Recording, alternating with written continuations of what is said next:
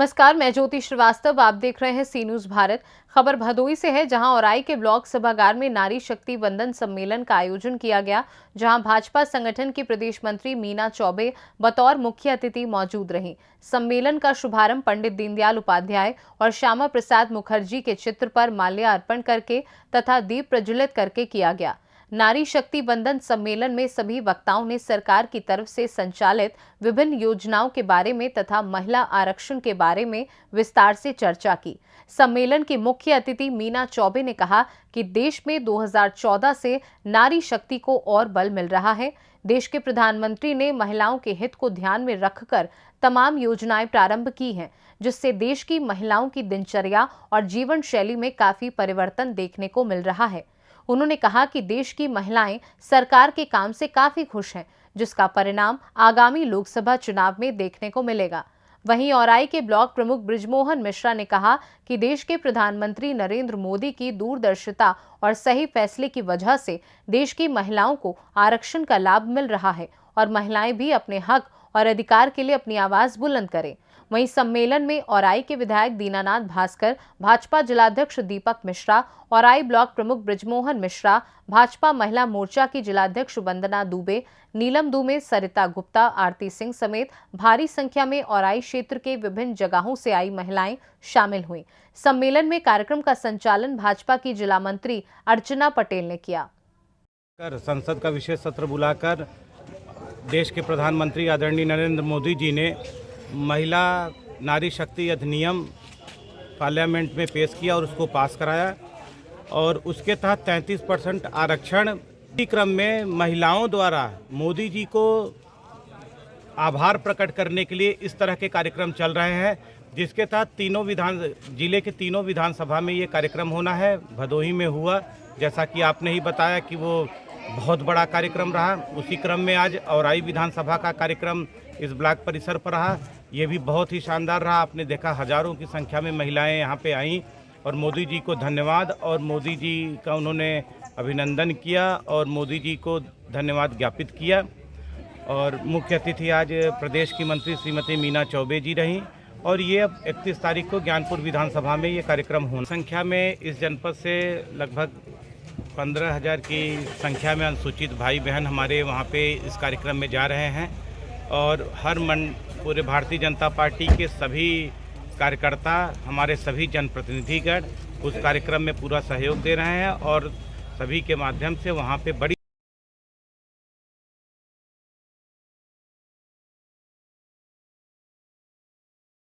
Meeting ये नहीं थी, ये सम्मेलन था, नारी शक्ति वंदन सम्मेलन। ये विधानसभा सह पूरे देश में हो रहा है।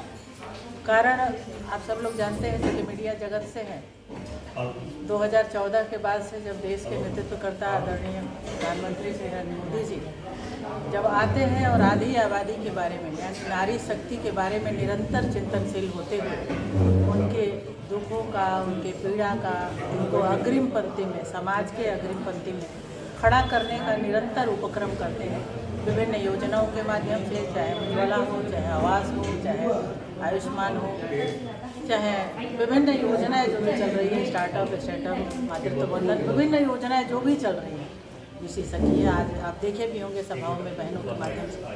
तो बहनें किस तरह से शिक्षित हो, स्वावलंबी हो, बेटी बचाओ बेटी पढ़ाओ एक बड़ा है, तो किस तरह से नारी शक्ति, मातृत्व शक्ति किस तरह से आगे बढ़े, उनके लिए वो 2014 से ही निरंतर सोच रहे हैं, उस पर संकल्पित होकर के आगे बढ़ रहे हैं। आप सब लोग देखे होंगे कि नया संसद भवन बना। पहले सब लोग जैसे ही वो प्रवेश का दिन होता है 21 सितंबर का, तो उस दिन वो आते ही नारी शक्ति वंदन अधिनियम का लाते हैं। जैसा कि 27 वर्ष यह अधिनियम यानी उस समय यह आरक्षण कहा जाता था, महिला आरक्षण के रूप में, तो 27 वर्ष से अटका हुआ यह। अब 27 वर्ष से अटका हुआ, मनमोहन सिंह जी गए, देवगौड़ा जी गए, सदैव अटल जी गए, यह टलता रहा। और हद तो तब हो गई कि जब मनमोहन सिंह जी आए और छद्म रूप से राज्यसभा में उसको पारित कराया और छद्म रूप से लोकसभा की प्रॉपर्टी बना करके उसका लाया, यानी कि उनकी नीयत में खोट था। वो आधी आबादी के बारे में बिल्कुल उन लोगों की सोच नहीं थी कि नारी शक्ति भी। मैं बाबा साहब के विषय को ये कोट करना चाहती हूँ कि किसी देश का विकास तभी संभव हो सकता है जब नारी शक्ति बने। दोनों गाड़ी के दो पहिए हैं, आधी आबादी है, फिर एक घर की धुरी होती है, समाज की धुरी होती है, तो देश की भी धुरी होती है। और महिलाएं विभिन्न आयामों में, यानी कमीशन के माध्यम से जब महिलाएं, नारी शक्ति बेटियां जो हैं वो युद्ध के क्षेत्र में जा रही हैं। और निचला चुनाव तो आप देख ही रहे हैं, चाहे प्रधानी हो, चाहे क्षेत्र पंचायत हो, चाहे ब्लॉक का चुनाव हो, सब में आरक्षण है। तो महिलाएं आगे बढ़ के आगे आ रही हैं। विधानसभा और लोकसभा वंचित रहा। आज के समय में 81 बहनें हैं लोकसभा में, और आने वाले समय में 181 हो जाएंगे। तो निश्चित रूप से जो बहनों के आने से, नारी शक्ति वंदन अधिनियम के आने से, प्रधानमंत्री जी ने कहा भी था G20 में, ह्यूमन लेड डेवलपमेंट, तो महिलाओं के साथ डेवलपमेंट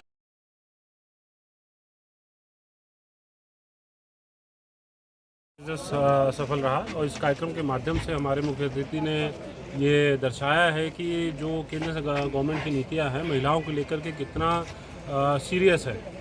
और इससे पहले भी कई लोगों ने कार्य किया, लेकिन कभी धरातल पे नहीं ले आए।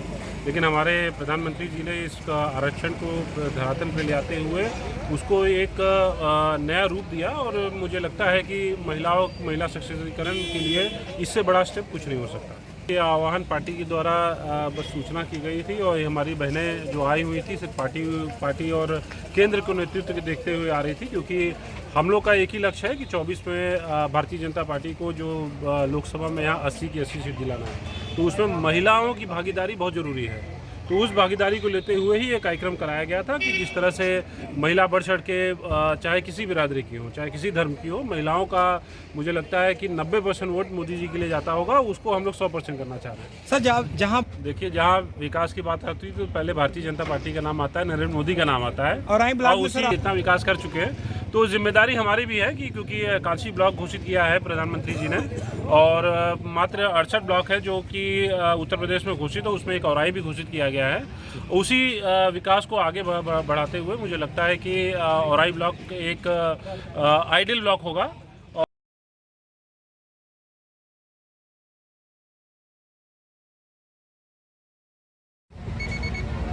हमारी सरकार, भारतीय जनता पार्टी का सेंट्रल की सरकार और प्रधानमंत्री श्रद्धेय नरेंद्र मोदी जी ने लोकसभा और राज्यसभा के अंदर नारी शक्ति वंदन अधिनियम पास करवाया, जिसके माध्यम से देश की लोकसभा में और प्रदेश की विधानसभाओं में 33% महिला बहनों को आरक्षण सुनिश्चित किया गया। और जब भी 2027 से पहले जो भी चुनाव होंगे उसमें महिला आरक्षण बिल लागू होगा, और उसके माध्यम से बहनों को एक बड़ी शक्ति मिलेगी, ताकत मिलेगी, और उसके माध्यम से हमारी बहनें जो प्रतिनिधित्व करेंगी वो अपने समाज के, अपने वर्ग की आवाज़ को सरकार के सामने उठा सकते हैं। तो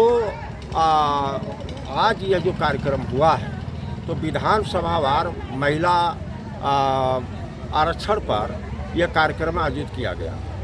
तो पहले भदोही का हुआ था, आज औराई का हुआ है, और 31 तारीख को ज्ञान। देखिए, जो भी हम लोगों के सामने समस्याएं आती हैं, अभी जैसे पीछे बहनें हैं हमारी खड़ी हैं, उन्होंने कहा है कि हमारा काम है, हमने कहा 2 मिनट दीजिए, हम बैठ करके सुन लेते हैं। समाज बड़ा है, देश बड़ा है, और एक समस्याओं का हम निदान करते हैं, दूसरी समस्याएं ऑटोमेटिक पैदा होती रहती हैं, लेकिन उससे हमारी सरकार कभी पीछे नहीं हटती है, और उसका हम डट करके मुकाबला करते हैं, और उसका निराकरण को करने का भरपूर प्रयास करते हैं। यह मेरी जिम्मेवारी है, सरकार हमारी है, महिलाओं की सुरक्षा देना या विकास कार्य। देखिए, हम लोग तो जो है, जैसे हम पिछले बार लोकसभा को यहाँ से जिताए थे, उसी प्रकार से पुनः जो भी कैंडिडेट आएगा उसको भारतीय जनता पार्टी का कैंडिडेट होगा, उसको हम। भदोही से सीनू संवाददाता प्रदीप दुबे की रिपोर्ट। इस खास खबर में फिलहाल के लिए इतना ही। देश दुनिया की बाकी खबरों को जानने के लिए आप देखते रहिए सी न्यूज़ भारत।